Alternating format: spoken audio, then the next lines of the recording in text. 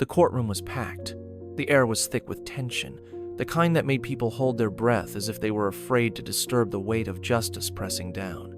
A single moment stood between 17-year-old Daniel Carter and his fatia moment that would define the rest of his life. Judge Eleanor Carter, a seasoned 45-year-old woman known for her unshakable commitment to justice, sat at the elevated bench, her gavel resting lightly in her hand. The sound of murmuring voices filled the courtroom, but all Daniel could hear was the erratic pounding of his own heart. "All rise," the bailiff announced, his voice echoing off the marble walls. Everyone stood as Judge Carter adjusted her glasses and looked down at the young defendant before her. Daniel, dressed in an oversized suit that barely fit his lean frame, clenched his fists, his knuckles turning white. His dark eyes darted toward his lawyer, who gave him a slight nod, though even he seemed unsure of what was about to happen. "Has the jury reached a verdict?" Judge Carter's voice was calm, steady, yet carrying the authority of someone who had passed judgment on hundreds before him. A middle-aged man in a gray suit, the jury foreman, stood up, clearing his throat before glancing at the paper in his hands. "Yes, Your Honor, we have," he said, his voice devoid of emotion. The room seemed to shrink. Every pair of eyes locked onto him as he took a deep breath and read aloud. "We, the jury, find the defendant, Daniel Carter, guilty."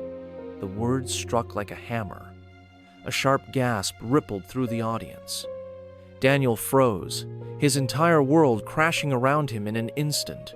His mother, sitting behind him, let out a muffled sob. She clutched her hands to her mouth, her eyes brimming with tears. His lawyer immediately shot up. "Your Honor, we request an appeal." Judge Carter raised her hand, silencing him. The courtroom, once buzzing with tension, now felt unbearably still. She looked at Daniel, whose face had gone pale, his breath coming in short gasps. The hopelessness in his eyes sent a strange, unsettling feeling through her chest. She turned her gaze back to the prosecution. The lead prosecutor, a sharp-suited man named Jonathan Reeves, folded his hands smugly, his expression unreadable. He had played his part well, constructing a case that led to this very moment. But something wasn't right. Judge Carter had presided over hundreds of cases, but as she looked at Daniel, she felt something she had never felt before: doubt. The evidence had been stacked against him. Surveillance footage, a found weapon, a witness. Yet, something gnawed at her. She had seen guilty men before, men whose faces were filled with rage, indifference, or sometimes even relief that their secret had finally been revealed. But Daniel? He looked shocked, devastated, like an innocent man who had just lost everything. She couldn't shake the feeling. Clearing her throat, she placed both hands on the bench. "Mr. Carter, you have been found guilty of second-degree murder. As such, this court must now decide the appropriate sentence." Daniel finally found his voice. "Please, Your Honor," he whispered, his voice raw with emotion. "I didn't do it. I swear on my life." Judge Carter studied him. His face was twisted with desperation, tears forming at the edges of his eyes. There was no smugness, no attempt to manipulate, just pure fear. His lawyer placed a hand on his shoulder, whispering something in his ear, likely urging him to stay calm. Judge Carter glanced back at the jury. Some of them avoided her eyes. The unease grew inside her. Had they rushed the verdict? Had they truly examined every piece of evidence? With a measured breath, she raised the gavel. "In accordance with the jury's decision, I sentence Daniel Carter to..." Bang! The doors of the courtroom burst open. A panting court officer rushed in, clutching a folder in his hands. "Your Honor, there's something you need to see!" Gasps spread across the courtroom. Judge Carter's grip on the gavel tightened. "What is this about?" she demanded.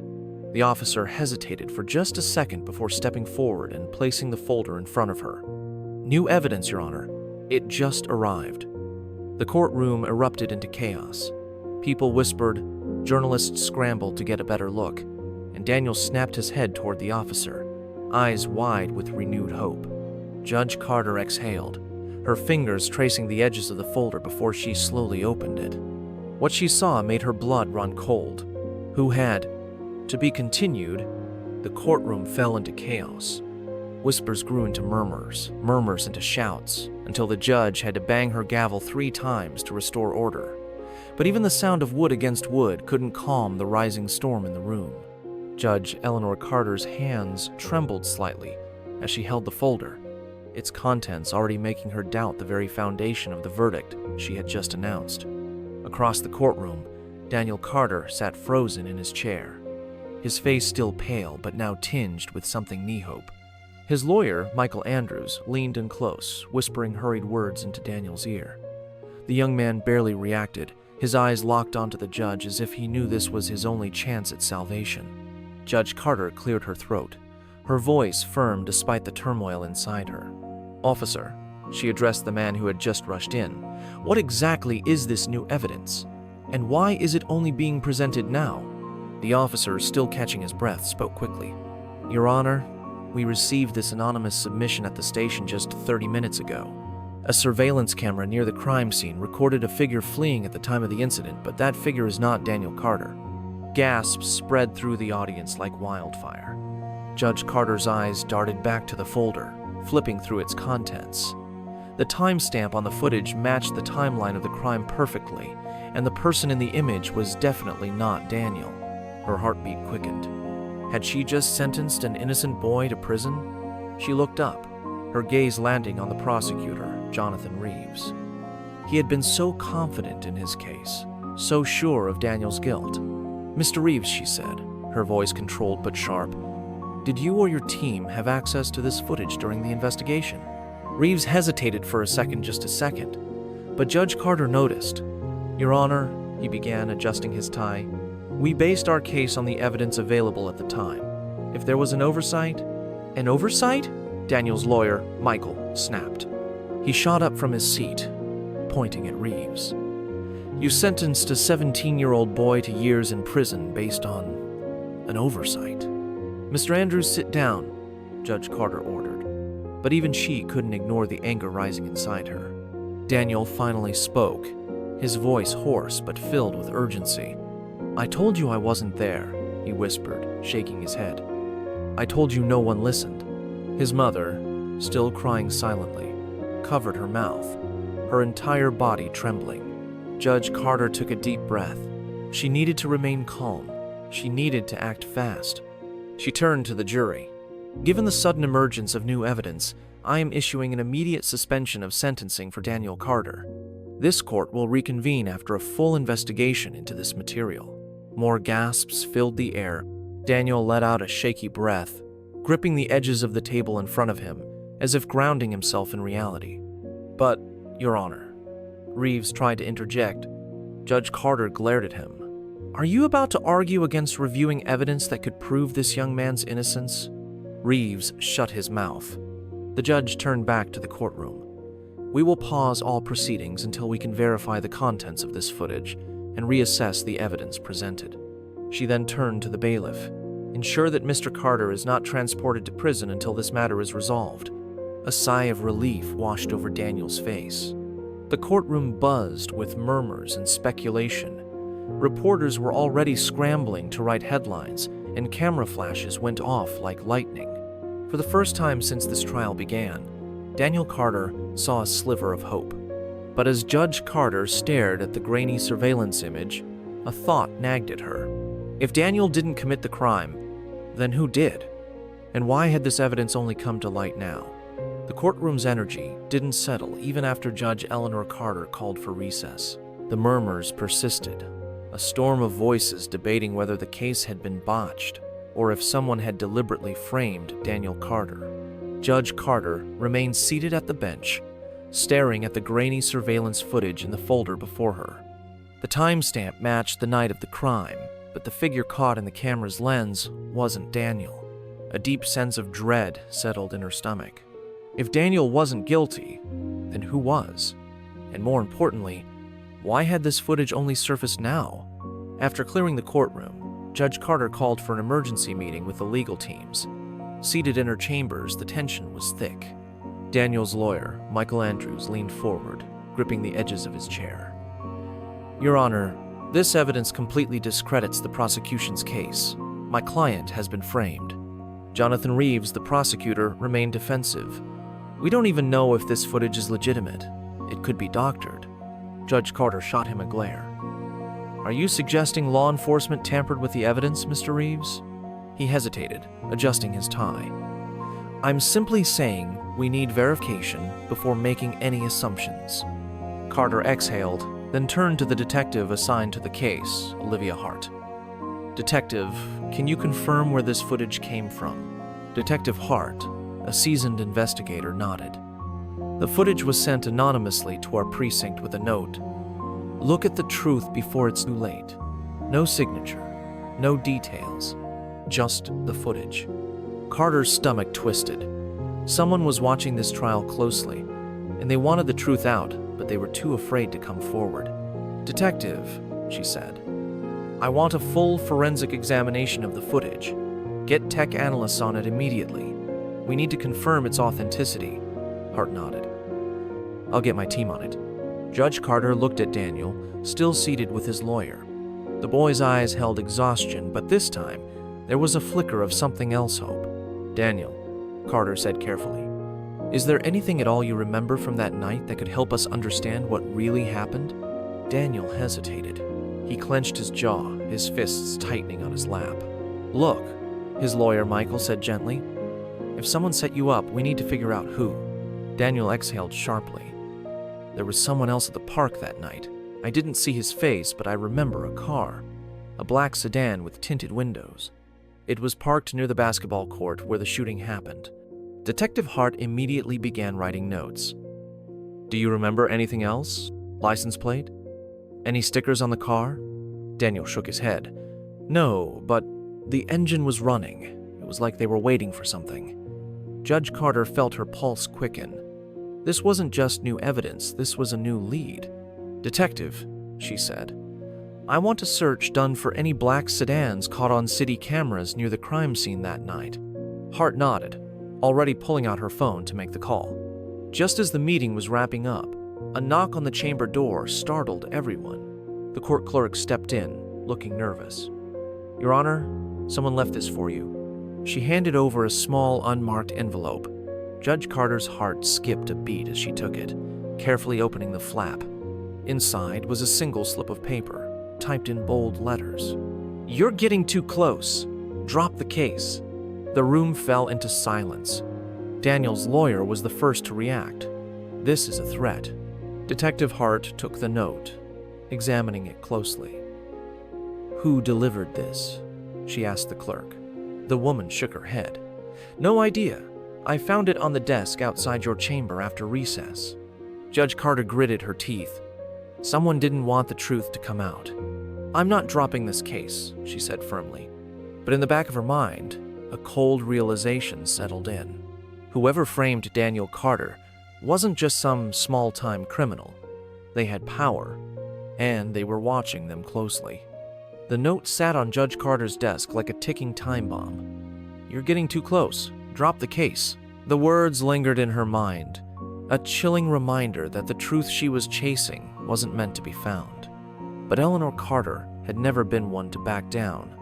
Daniel Carter's future was on the line. If she didn't push forward, he would spend the rest of his life behind bars for a crime he didn't commit. Taking a deep breath, she turned to Detective Olivia Hart. "I want security footage from every camera near the courthouse," she ordered. "Whoever left this note was here today. We need to find them." Hart nodded, already dialing a number on her phone. "I'll get my team on it now." Meanwhile, Daniel sat across from his lawyer, Michael Andrews, in a small, dimly lit holding room. He still couldn't believe what was happening. First, the mysterious footage, then the threatening note. Someone was working behind the scenes, pulling strings, keeping the truth hidden. "Daniel," Andrews said carefully, "I need you to think. That black sedan you saw near the basketball court, was there anyone inside?" Daniel frowned, rubbing his temples. The memory was fuzzy, but he tried to focus. "I couldn't see their face," he admitted, "but there was definitely someone in the driver's seat." And then it hit him. "Wait, I remember something." Andrews leaned forward, eyes sharp. "What?" Daniel swallowed hard. There was a girl, maybe my age, maybe a little younger. She was sitting in the back seat. Andrews exchanged a look with Detective Hart, who had just entered the room. "Did she see you?" Hart asked. Daniel hesitated. "I don't know, but she looked scared." Hart's mind was already racing. If this girl was in the car, she might know who really pulled the trigger. She could be the key to proving your innocence. Andrews stood. "Then, we need to find her." It didn't take long for Detective Hart's tech team to find a match. A traffic camera 2 blocks away had caught the black sedan's license plate, registered to a man named Vincent Herrera. The name sent a shockwave through the room. Vincent Herrera wasn't just some random guy who was a known gang enforcer, someone who had connections in the city's underbelly. Judge Carter's breath hitched. Why would a man like Herrera be near the crime scene? Hart's jaw tightened. Because this wasn't just about Daniel. The real shooter was connected to Herrera. And the girl in the back seat? Hart had a theory. Herrera has a daughter, Eliza. She's 14. And just like that, the case took a deadly new turn. If Eliza had been there that night, she might know the truth. But if her father had forced her to keep quiet, she was in serious danger. The team moved fast. Within hours, they had Eliza Herrera's school records, her known addresses, and her last known whereabouts. But something wasn't right. "She hasn't been to school in weeks," Hart muttered. "No one's seen her." Judge Carter's blood ran cold. "Then we're not the only ones looking for her," she whispered. And that meant they were running out of time. Judge Eleanor Carter sat in her office, staring at the case files scattered across her desk. Her mind was racing. Eliza Herrera was missing, and they were running out of time. Daniel Carter's future depended on finding this girl. If she had seen what happened the night of the murder, her testimony could clear his name. Detective Olivia Hart entered, her expression grim. "We checked Herrera's house. Eliza wasn't there." Judge Carter's chest tightened. "Then where is she?" Hart sighed. "That's what we're trying to find out. But Vincent Herrera is smart. If he doesn't want us to find his daughter, he won't make it easy." Michael Andrews, Daniel's lawyer, leaned against the desk. "Do we have any leads?" Hart nodded. "One. A former gang associate of Herrera's, Luis Moreno. He was arrested last year, but he cut a deal. He might talk." Judge Carter's eyes darkened. "Then let's hope he does. Because if we don't find Eliza soon, we might never get another chance." Detective Hart met with Luis Moreno in a dimly lit interrogation room. Moreno was in his mid-40s, his face worn from a life of crime. He smirked as she sat down across from him. "You again," he said.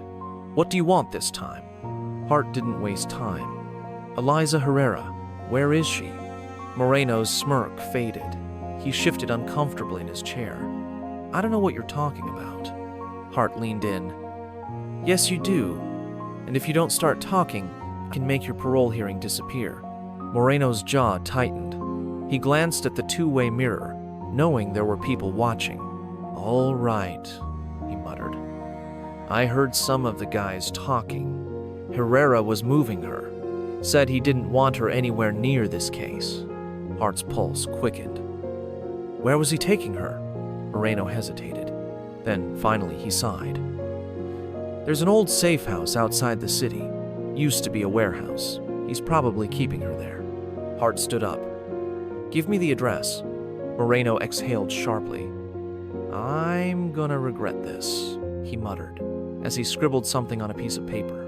Hart took it and turned to leave. "Yeah," she said over her shoulder. "But at least you'll still have a future." Within an hour, a SWAT team was assembled. The warehouse was in an abandoned industrial district, far from prying eyes. If Eliza was there, they had to act fast. Judge Carter insisted on being present. She watched from a surveillance van, her heart pounding as the team moved in. Hart's voice crackled over the radio. "We're going in!" The team moved silently through the darkened corridors of the warehouse. The air was thick with dust and the scent of motor oil. Then a noise, a muffled cry. Hart raised her hand, signaling her team. They followed the sound to a locked room. One of the officers kicked the door open, and there she was, Eliza Herrera. She was curled in the corner, eyes wide with fear. bruised, exhausted, terrified. Hart rushed forward. "Eliza, it's okay. We're here to help." The girl flinched at first, but then collapsed into Hart's arms, sobbing. Judge Carter clenched her fists as she watched from the van. No child should have to go through this. But now, at last, they had the witness they needed. And Daniel Carter's fight for justice was far from over. The courthouse was buzzing with tension. The media had gathered outside, cameras flashing as reporters jostled for space. Inside, Judge Eleanor Carter took her seat, her expression unreadable. The trial of Daniel Carter was about to take a dramatic turn. For weeks, the prosecution had painted Daniel as a ruthless criminal, linking him to the murder of Luis Navarro. They claimed he was part of a violent gang, that the evidence was irrefutable. But today, the defense had something the prosecution didn't: a witness. Detective Olivia Hart entered the courtroom first, followed closely by a nervous, pale-faced Eliza Herrera. A murmur ran through the crowd. The missing girl had been found. Vincent Herrera, seated at the back, stiffened. His men exchanged uneasy glances. Michael Andrews, Daniel's attorney, stood. "Your Honor, we request to put Eliza Herrera on the stand." The prosecutor, Jennifer Marlowe, frowned. "Objection, Your Honor. This witness is not disclosed in our pretrial filings." Judge Carter gave Marlowe a sharp look. "Given the fact that Miss Herrera was missing, I'm allowing it. She may take the stand." Marlowe clenched her jaw. She knew this could change everything. Eliza took the witness stand, her hands trembling as she adjusted the microphone. Michael Andrews approached gently. "Eliza, I know this is difficult, but can you tell the court where you were the night Luis Navarro was killed?" Eliza swallowed hard. She looked at Daniel Carter, sitting at the defendant's table, his hands clenched into fists. "That night," she began, "I was at my uncle's warehouse. I was hiding because I heard my dad talking to Luis Navarro." The courtroom was silent. Every word hung heavy in the air. "And what did you hear?" Andrews pressed. Eliza's eyes darted toward her father, who sat rigid, his face a mask of fury. "I heard my dad Vincent Herrera arguing with Luis Navarro." Gasps rippled through the room. "My dad, he killed Luis Navarro," Eliza whispered. The room exploded. Judge Carter banged her gavel. "Order in the court!" The prosecution scrambled to regain control. Marlowe stood quickly. "Objection, Your Honor. This is hearsay." Judge Carter shook her head. "Overruled. Continue, Mr. Andrews." Andrews nodded. "Eliza, are you saying that Daniel Carter was not the one who killed Luis Navarro?" Eliza looked at Daniel, then at the jury. "He wasn't even there," she said. "He didn't do it." Marlowe was on the defensive. She stood, her face tight. "Eliza, you were frightened that night. Isn't it possible that you were confused?" Eliza shook her head. "Number, I know my dad's voice. I know what I heard." Marlowe exhaled sharply. "You never came forward before. Why now?" Tears welled in Eliza's eyes. "Because my dad told me that if I spoke, I'd be next." A stunned silence fell over the courtroom. Even the jury looked shaken. Judge Carter glanced at the prosecution. "Miss Marlowe, unless you have concrete evidence to contradict this testimony, I suggest we proceed." Marlowe hesitated. She had nothing. Vincent Herrera stood abruptly and turned to leave, but two officers intercepted him. "You're not going anywhere," one of them muttered. For the first time, the powerful gang leader looked afraid. The jury deliberated for only 3 hours. When they returned, the foreman stood. "In the case of the state versus Daniel Carter, we find the defendant not guilty." Daniel exhaled sharply, his shoulders sagging in relief. The crowd erupted in shouts and cheers. Judge Carter banged her gavel. "Quiet!" She turned to Daniel. "Mr. Carter, you are free to go." Daniel's mother broke into tears. Michael Andrews clapped him on the back. As Daniel stood, his eyes locked onto Judge Carter's. For the first time since the trial began, she allowed herself a small smile. Justice had prevailed. But it wasn't over yet, because Vincent Herrera still had to answer for his crimes, and Judge Eleanor Carter was going to make sure he did. The tension in the courtroom had finally subsided, but outside the courthouse, the media frenzy was just beginning.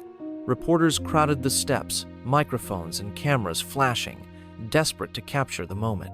Daniel Carter stood at the top of the courthouse stairs, the weight of months of injustice finally lifting off his shoulders. His mother clutched his arm tightly, tears glistening in her eyes. "You're free, Daniel," she whispered, her voice shaking. "You're finally free." Daniel turned to his lawyer, Michael Andrews, shaking his hand firmly. "I don't know how to thank you," he said. "You saved my life." Andrews smiled. "No, Daniel, you saved your own life by never giving up." Judge Eleanor Carter stood in the background, watching the moment unfold. She had upheld the law just as she had sworn to do, but this case had shaken her more than any other. It had forced her to confront her own biases, to see beyond the surface, and to understand that justice wasn't just about evidence, it was about truth. The real murderer, Vincent Herrera, had been arrested minutes after the verdict. His empire was crumbling. His men were turning on him, cutting deals to avoid long sentences. He would spend the rest of his life behind bars. But the real victory was Eliza Herrera. The girl who had once lived in fear had finally found her voice. As the reporters swarmed, Judge Carter motioned for Daniel to follow her into a quiet hallway inside the courthouse. "Daniel," she said, her voice softer than it had ever been during the trial, "I owe you an apology." Daniel blinked, caught off guard. "For what?" Judge Carter exhaled. "For doubting you. When I first saw your case, I assumed the worst. I saw a young man from the wrong neighborhood, accused of the worst crime, and I let my assumptions cloud my judgment." Daniel studied her carefully. "But you saw the truth in the end," he said. Judge Carter nodded. "Yes, and I will never make that mistake again." She looked him straight in the eye. "You deserve a future, Daniel. Don't let this trial define you. Use it to build something better." Daniel smiled. For the first time in a long time. "I will," he promised. The courtroom was different this time. It wasn't packed with reporters. There were no flashing cameras, no whispers of scandal or injustice.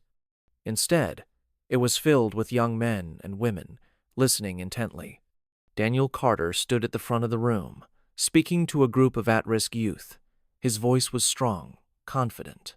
"I was accused of a crime I didn't commit," he told them. "And for a long time, I thought my life was over. But I fought. I didn't give up. And now I'm here to tell you your past does not define you. You do." Judge Carter sat at the back of the room, watching. She had personally invited Daniel to be part of a new program for youth rehabilitation, a second chance for kids who deserved one.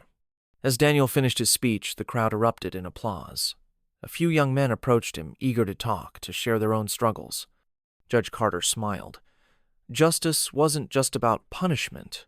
It was about redemption. That night, Daniel stood on the rooftop of his apartment building, staring at the city skyline. The past 6 months had been a whirlwind. His mother had found a better job. He had started college on a scholarship. And most importantly, he had found purpose. Eliza Herrera had testified against her father in court. She was now living with her aunt in another state, safe at last. Judge Carter had pushed for reforms in the legal system, ensuring that cases like Daniel's would receive fair trials. And Vincent Herrera? He was serving life in prison. As Daniel looked out at the lights of the city, he took a deep breath. He had survived. He had won. And now he was ready to change the world.